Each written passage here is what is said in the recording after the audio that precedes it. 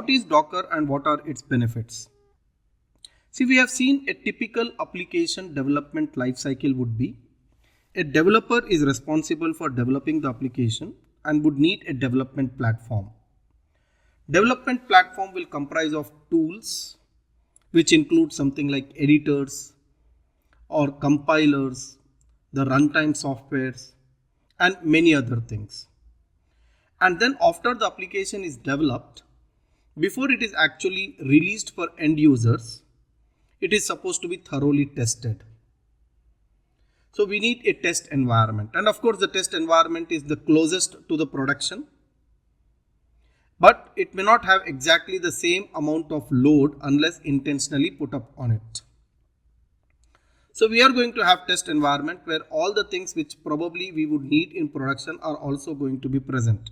Something like the runtime environment with runtime frameworks and so on. And once the thorough testing of the application is completed, we would like to move that into the production where it will go live for end users. See, as the size of the software increases, it gets more and more dependent on many other external applications.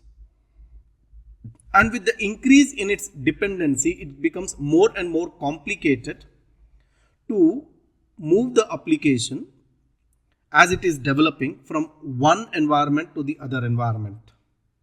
So the challenge is what all things we have to copy from development box into the test box, and then what all things from test box we have to copy into the production box. This is the challenge, and of course we have already seen that this challenge is pretty well taken care by containerizing the applications. Rather than distributing applications with multiple files, we are going to create a simple image, and that image is what we will move from one environment to the other environment. But how it is going to happen? Who is going to provide support for it? Yes, this is where Docker comes into the picture. So Docker is an open source platform. I repeat, it is an open source platform for developing, shipping and running applications by using containers. See, it's the most popular platform. See, we do have other alternatives to Docker, but Docker has got some special advantage because of which it is mostly adopted into the industry as de facto standard. So Docker is a platform for containerizing your applications. I can put it in one single sentence. What is that Docker is going to do? Docker is going to completely separate your application from your infrastructure, and that can ease your development and can make it very quick, because you don't have to worry about migrating the applications. You don't have to worry about what all things will be available on production and what will not be available on production. Through Docker, we will just encapsulate everything. We will just accumulate everything into a single image. So yes, with Docker, you can actually manage your infrastructure exactly in the same way you manage your application. That means complete infrastructure required by your application is packaged into a single image. And that is what will help us in delivering the application very quickly. So what is Docker?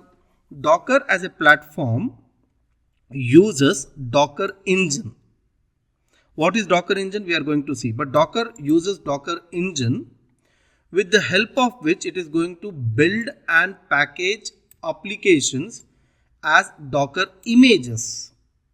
So we are going to take the help of Docker Engine to build Docker images.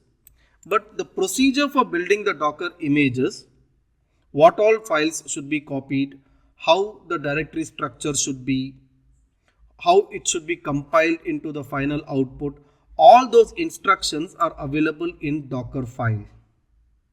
So Docker file is a special format which is going to be very handy in creation of a Docker image, which is created through a Docker engine. And of course, once we have a Docker image created, we are going to run our application wherein a container is going to be created. So what we have is a Docker container instantiated from a Docker image. So think of Docker image as a class and Docker container as instance of that particular class. So one Docker image can have multiple containers and each container is completely isolated from the other. And all this management of containers is going to be taken care by the Docker platform. So Docker is going to become the base for containerization of our applications. So what are the benefits of Docker? Resource efficiency. Yes, we have already discussed earlier. Containers are much lighter in weight when compared to their counterpart virtual machine. So we want isolation of our process. And the best way to isolate our process is to create containers, and Docker is very lightweight and fast when compared to the virtualization of the entire hardware where we are supposed to create the virtual machine. Docker containers are faster and consistent delivery of your application.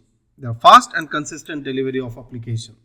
So the way the Docker methodologies are applied for shipping, testing and deploying the application code quickly, you can significantly reduce the delay between your writing of code and running it into the production.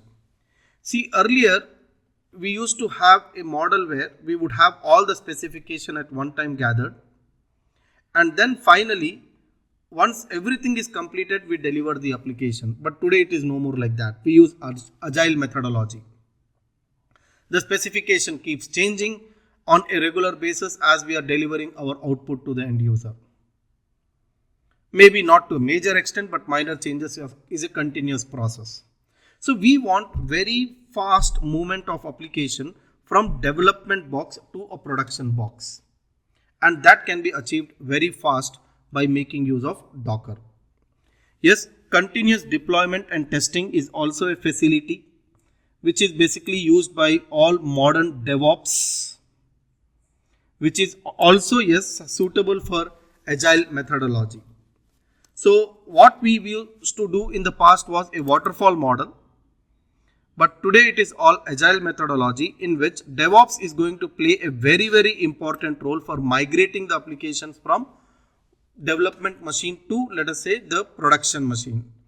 These operations operations people are the ones who are responsible for choosing the right hardware and installing the right software so that the load can be pretty well balanced without any crash. But yes, because of Docker, the containerization, we can pretty well say that DevOps jobs are going to become much easier and their applications, the hardware requirement are also going to go down drastically because Docker is much light in weight when compared to the virtual machine. So yes, Docker gives you the benefit of resources efficiency, consistent and fast delivery of applications, and of course continuous deployment and testing before it goes into the production. So overall, I can say that with all these benefits, it is not going to be possible after some time to think of application development without containerization, without using Docker. So much it is going to penetrate into the industry. So let us take this particular example. You developers write code locally and share the work with colleagues using Docker containers. So I will develop my application locally and I will use proper Docker commands, Docker platform for creating Docker containers. The Docker containers are nothing but, let us say here we are calling them as images. Imagine they use Docker to push their applications to the test environment. That means I'm going to actually put a Docker image into a store from where it can be pulled into the test environment, and the whole process can be automated for testing. Once a bug is found, it goes back into the development where the bug has to be resolved, and the redeploying of the whole thing would happen into the test environment. And yes, we can write scripts in something like, let us say, Visual Studio Team Service, where if the test and everything is found to be perfect, automatically the application should be deployed into the production environment by simply pushing that image which was created and moved from development to test. When testing is found to be perfect, simply push that image into the production and the system is up and running. So yes, the whole thing here is quick migration of application from dev box to the production box with least amount of overheads without causing any kind of bug introduction at the time of migrating, because it's all one unit which is going to be migrated. Docker is available on various platforms. You have desktop version of Docker available for, desktop operating system, Mac OS and Windows 10 have Docker. Most of the Linux versions support Docker nowadays. Of course, Windows Server 2016 also supports. And not only that, the modern cloud service vendors, whether it is AWS or Microsoft Azure or Google or IBM Cloud, almost every cloud service provider is supporting Docker. So we can create Docker images and not only use it on our own production environment, but also in the public cloud we can use it. And that is the way going forward. There are alternatives to Docker. Docker is not the only one, but somehow Docker has got major benefit of being first and being fast. And it is one of the most popular containerized solution today when compared to its counterparts, which are also there in the market. But Docker is much ahead of its counterparts, and at least in recent times it is not possible that these will replace Docker.